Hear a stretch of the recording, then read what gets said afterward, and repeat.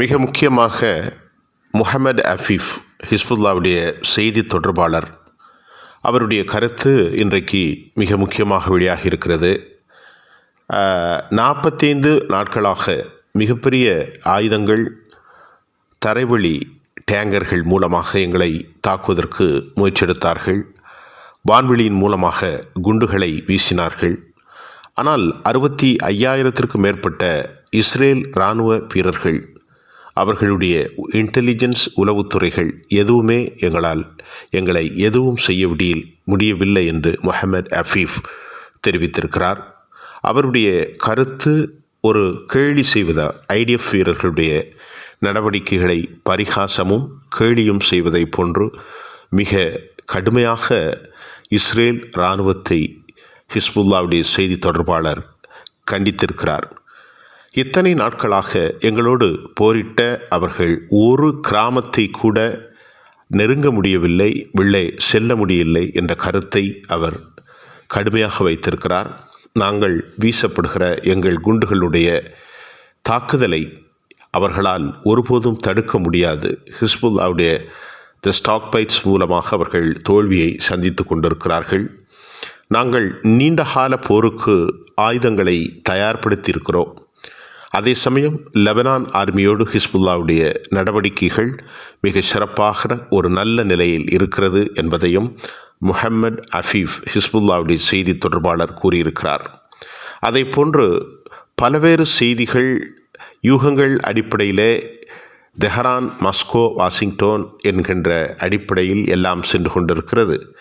பல செய்திகள் ஊடகங்களின் வாயிலாக ஒரு ஸ்பெகுலேஷன், அதாவது யூக தகவலாக மட்டுமே இருக்கும் என்ற கருத்தையும் முஹம்மது அஃபீஃப் ஹிஸ்புல்லாவுடைய செய்தி தொடர்பாளர் தெரிவித்திருக்கிறார்.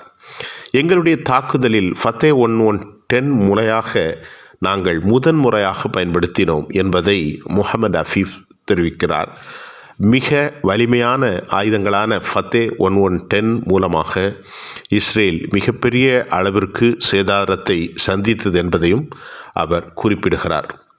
அதை போன்று இந்த விவகாரத்தில் வெளிவிவகாரத்துறை இஸ்ரேல் பேச்சுவார்த்தைக்கு லெபனானோடு சரியாக இருப்பதாகவும், ஆனால் அவர்கள் எங்கள் எல்லைக்கு அப்புறமாக இருக்க வேண்டும், அதே போன்று லிட்டேனியன் ரிவருக்கு வெளியே, அதாவது தீர்மானம் ஐநாவினுடைய பிரகடனத்தின் அடிப்படையிலே 1701 என்ற அடிப்படையில் செல்ல வேண்டும் என்றெல்லாம் பல்வேறு கோரிக்கைகளை அவர்கள் வைத்து கொண்டிருக்கிறார்கள்.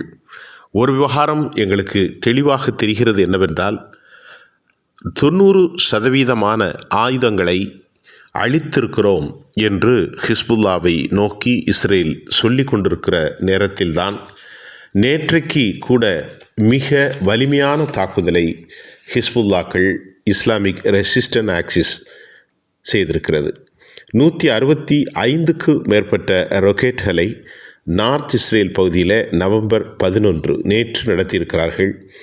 இந்த 150 ராக்கெட்டுகளுடைய தாக்குதலில் மிக கடுமையான தாக்குதலை அவர்கள் நடத்தியிருப்பதையும், 50 ராக்கெட்டுகள், அதாவது இதில் பல்வேறு மிசைல்கள், குறைந்த தூர ஏவுகணைகள் கலீலியோ மீது வீசப்பட்டிருக்கிறது. ஹிஸ்புல்லா 90 ராக்கெட்டுகளை ஹைஃபாவுடைய ஃபோர்ட் சிட்டியை நோக்கி வீசியிருக்கிறார்கள். முதலில் இந்த 90ல் ஹிஸ்புல்லா 80லையும் பின்பு 10 ஏவுகணைகளையும் அவர்கள் வீசியிருக்கிறார்கள். ஜஃபாய் இஸ்ரேலுடைய மிலிட்ரி பேஸ் முழுமையாக சேதமடைந்திருக்கிறது. ஹவுதி ஹைப்பர்சோனிக் மிசைலை, அதாவது அதற்கு பெயர் பலஸ்டீன் 2 என்று சொல்லப்படுகின்றது. பலஸ்டீன் 2 தாக்குதலின் மூலமாக இஸ்ரேலில் டெல்லவீவ், ஹைஃபா, கோலான் குன்றுகள், வடக்கு பகுதிகள், மிக முக்கியமான சாலைகளில் சென்று கொண்டிருக்கக்கூடிய வாகனங்கள் பல தீப்பற்றி எரிவதாகவும், 2க்கும் மேற்பட்ட வீடுகள் தரைமட்டமாக்கப்பட்டதாகவும் கூட தகவல்கள் வந்து கொண்டிருக்கிறது. வழக்கம்போல் இஸ்ரேல் சிறு காயம், உரசல், வெட்ட வெளியில் ஏவுகணை விழுந்தது, இன்டர்செப்டா பண்ணிவிட்டோம் என்றெல்லாம் சொல்லி கொண்டிருக்கிறார்கள். இதுவரை எத்தனை பேர் ஹிஸ்புல்லாவுடைய தாக்குதலில் மரணித்தார்கள் என்ற தகவல் வரவில்லை. அதை யூத இராணுவமும் உறுதிப்படுத்தவில்லை, ஹிஸ்புல்லா போராளி குழுவும் அதை உறுதிப்படுத்தவில்லை. இஸ்லாமிக் ரெசிஸ்டன்ஸ் ஆக்ஷன் அந்த தாக்குதல்கள் கிட்டத்தட்ட 165, இவர்கள் 90 என்றெல்லாம் ஒரு வரம்பற்ற முறையிலே தாக்குதல் முன்னேறி செல்வதை நாம் பார்க்க முடிகின்றது. இதற்கிடையே பெஞ்சமின் நெதன்யாகுடைய மகன் சின்பெட் உளவுத்துறை அமைப்பை மிக கடுமையாக குறை சொல்லியிருக்கிறார். யாயிர் லாபிட் என்று சொல்லக்கூடிய பெஞ்சமின் நெதன்யாகுடைய மகன், என் தந்தை பிரதமராகி இருக்கக்கூடிய இஸ்ரேல் பிரதமர் பெஞ்சமின் நெதன்யாகுவை கொலை செய்வதற்கு திட்டமிடுவதாகவும் அந்த நாட்டு உள்நாட்டு சின்பெட் அமைப்பை மிக கடுமையாக குறை கூறியிருக்கிறார். சின்பெட் அமைப்பு வரம்பு மீறி வேலைகளில் ஈடுபடுகிறார்கள். ஐடிஎஃப் வீரர்களை விசாரணைக்கு உட்படுத்துகிறார்கள். எப்படி ஐடிஎஃப் வீரர்கள் பலரை இந்த அமைப்பு விசாரணைக்கு உட்படுத்த முடியும்? ஐடிஎஃப்பில் பல வீரர்கள் முறையற்ற முறையில் விசாரிக்கப்படுகிறார்கள். அடிப்படை ஆதாரங்கள் எதுவும் இல்லை. ஆனால் அவர்களின் நோக்கம் என் தந்தையை வெளியேற்றுவது அல்லது கொலை செய்வது மட்டும்தான் என்ற அடிப்படையில் கடும் குற்றச்சாட்டுகளை பெஞ்சமின் நெதன்யாகுடைய மகன் யாயிர் லாபிட் நெதன்யாகு வைத்திருக்கிறார். மேலும் யாயிர் லாபிட் சொல்லுகின்ற போது, பிரைம் மினிஸ்டர் அலுவலகத்தில் இருக்கிற ஆவணங்கள் மிக முக்கியமான பிணை கைதிகள் விவகாரத்தில் நடந்ததெல்லாம் அவர்கள் பறித்திருக்கிறார்கள். உளவு அமைப்புகள் பிஎம்ஓ அலுவலகத்தில் இராணுவத்தினரை கைது செய்வது போன்ற முறையற்ற விவகாரத்தில் சின்பெட் ஈடுபடுவதை குறித்து என் தந்தைக்கு படுகொலை செய்வதற்கும் ஆட்சியிலிருந்து இறக்குவதற்குமான முயற்சி என்று இஸ்ரேல் பிரதமருடைய மகன் கூறியிருப்பது பெரும் சர்ச்சை ஏற்படுத்தியிருக்கிறது. அதே போன்று இஸ்ரேலுடைய மிக முக்கியமாக வலதுசாரி அமைப்பின் ஃபினான்ஸ் மினிஸ்டராக இருக்கக்கூடிய ஸ்மோட்ரிச் தன் கருத்தில் 2025 ஆண்டுக்குள் நாங்கள் முழுமையாக இஸ்ரேலை வடிவமைத்து விடுவோம், அது சாவரின் தேசமாக, முழுமை பெற்ற தேசமாக, ஜுடாயி சமேரியா வெஸ்ட் பேங்க் பகுதிகளை உள்ளிணைத்ததாக இருக்கும், இங்கே பலஸ்தீன பயங்கரவாதிகளை நாங்கள் அழிப்போம், டொனால்டு ட்ரம்பினுடைய வெற்றி மூலம் இது சாத்தியமாகும் என்று கூறியிருக்கிறார்.